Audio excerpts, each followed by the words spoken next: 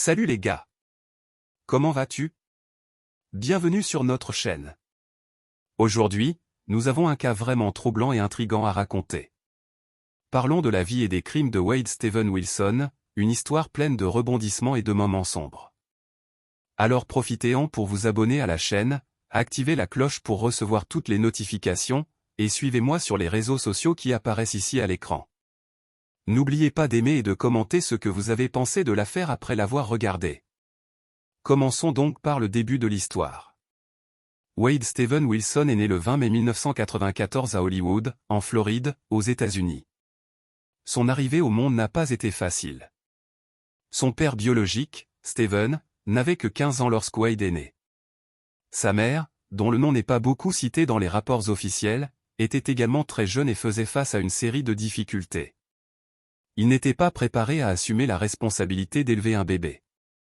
Dans un acte de désespoir, ils ont décidé de donner Wade en adoption, estimant que ce serait mieux pour lui. C'est là que Candy et Steve Wilson sont intervenus.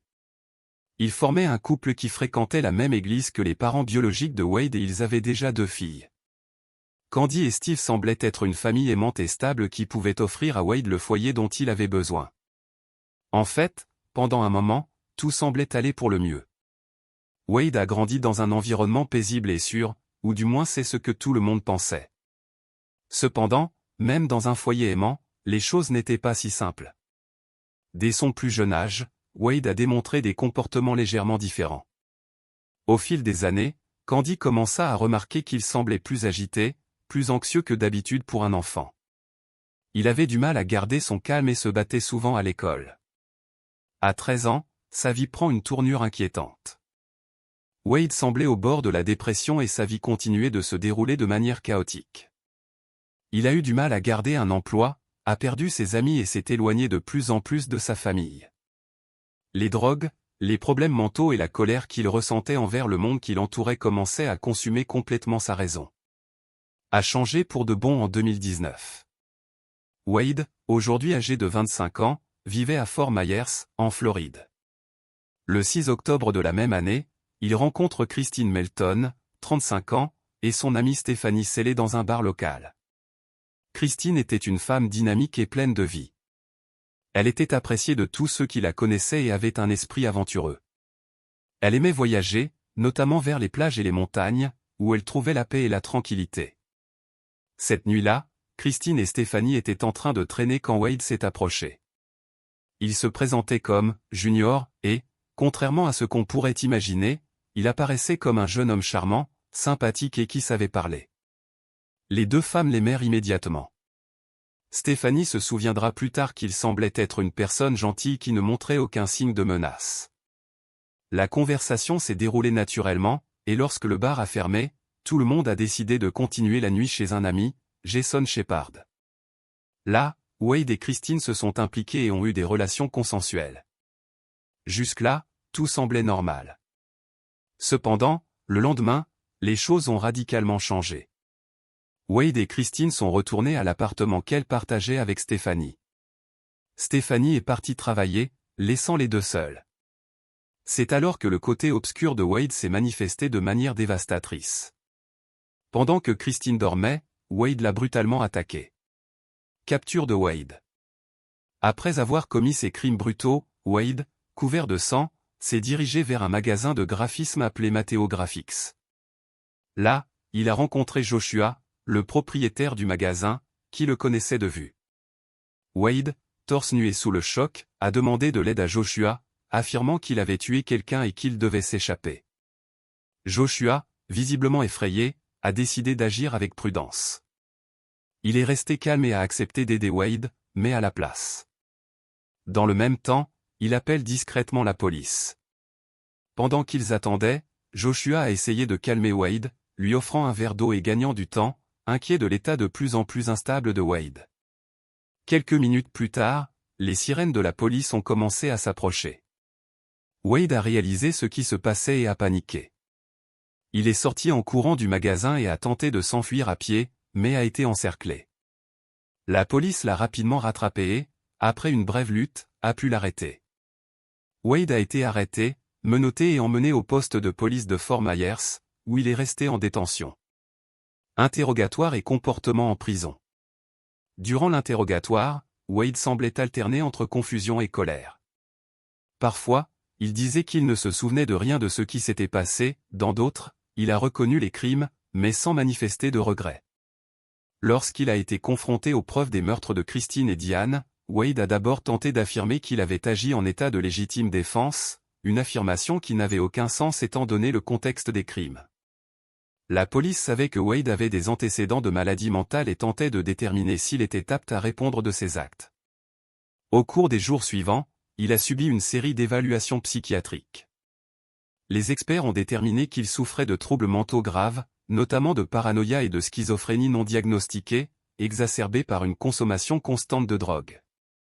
À l'intérieur de la prison, Wade a commencé à avoir un comportement encore plus inquiétant. Il se parlait tout seul, criait la nuit et affirmait entendre des voix lui disant de blesser les autres détenus. Parfois, Wade entrait dans un état catatonique, ne répondant pas aux stimuli externes, se contentant de regarder dans le vide. Les répercussions des crimes. Les crimes brutaux de Wade ont rapidement pris de l'importance dans les médias locaux et nationaux. La nouvelle a choqué la communauté de Fort Myers et au-delà. Christine Melton et Diane Rui étaient des femmes dont les familles et les amis les aimaient profondément, et leur décès a déclenché une vague de tristesse et de colère. La communauté a réclamé justice. La mère de Christine, visiblement secouée, est apparue dans plusieurs interviews télévisées, affirmant qu'elle n'aurait plus jamais la paix tant que Wade ne serait pas puni. Elle a décrit Christine comme une fille attentionnée, pleine de rêves et de projets pour l'avenir. La famille de Diane était inconsolable et luttait pour faire face à cette perte dévastatrice. Les organisations de défense des victimes de crimes violents ont commencé à organiser des veillées et des campagnes à la mémoire de Christine et Diane, exigeant un système judiciaire plus strict pour traiter les criminels dangereux comme Wade. Il y a eu également d'intenses débats sur le système de santé mentale, se demandant pourquoi Wade, qui avait clairement besoin d'aide, n'avait pas reçu de traitement adéquat. Le procès de Wade. Le procès de Wade Steven Wilson a débuté en mars 2020 et a été suivi de près par les médias. La salle d'audience était remplie de journalistes, d'avocats, de familles de victimes et de spectateurs. L'accusation a fait valoir que Wade était un tueur froid et calculateur qui avait commis des crimes brutaux et qui devait recevoir la peine la plus élevée. Les avocats de la défense, de leur côté, ont plaidé la folie, affirmant que Wade n'utilisait pas pleinement ses facultés mentales au moment des crimes. Ils ont présenté ses antécédents de troubles mentaux, d'accidents cérébraux et de toxicomanie comme preuve de son incapacité à comprendre pleinement la nature de ses actes. Durant le procès, Wade a semblé confus et agité. À un moment donné, il s'est levé et a commencé à crier après le juge, disant qu'il y avait des forces invisibles qui le contrôlaient et qu'il n'était pas responsable de ce qu'il avait fait. Cet épisode a conduit la défense à renforcer la thèse selon laquelle Wade était clairement fou. Plusieurs psychiatres ont témoigné, certains affirmant que Wade était en fait incapable de comprendre ses actes, tandis que d'autres ont déclaré qu'il savait ce qu'il faisait mais que ses actes étaient motivés par la colère et la paranoïa. La cour était divisée. Le jugement. Après plusieurs semaines de témoignages, d'argumentation et de délibération, le jury est parvenu à un verdict. Wade Steven Wilson a été reconnu coupable des meurtres de Christine Melton et Diane Rui. Cependant, le jury a également reconnu qu'il souffrait de graves problèmes mentaux, ce qui a compliqué la décision sur sa peine. Le juge a statué que Wade devait purger une peine d'emprisonnement à perpétuité sans possibilité de libération conditionnelle, mais qu'il devait également être envoyé dans une unité de traitement psychiatrique spécialisée au sein du système pénitentiaire. La décision a suscité des réactions mitigées. Certains pensaient que justice avait été rendue, tandis que d'autres estimaient que Wade aurait dû être envoyé dans un établissement de santé mentale dès le début. Réflexion et impact. Le cas de Wade Steven Wilson a soulevé de nombreuses questions sur l'intersection entre la santé mentale, le système de justice pénale et la société en général. Dans quelle mesure une personne souffrant de troubles mentaux graves est-elle responsable de ses actes? Wade aurait-il dû recevoir un traitement avant de commettre ses crimes? Et que peut faire la société pour éviter que de tels cas ne se reproduisent? Les amis et la famille de Christine et Diane ont encore du mal à trouver la paix après leur perte tragique. Pour beaucoup, aucune punition ne peut atténuer la douleur causée par la perte si violente et si soudaine de quelqu'un. Cependant, des efforts sont déployés en permanence pour se souvenir de ces vies perdues et garantir que leur mémoire soit honorée. Clôture.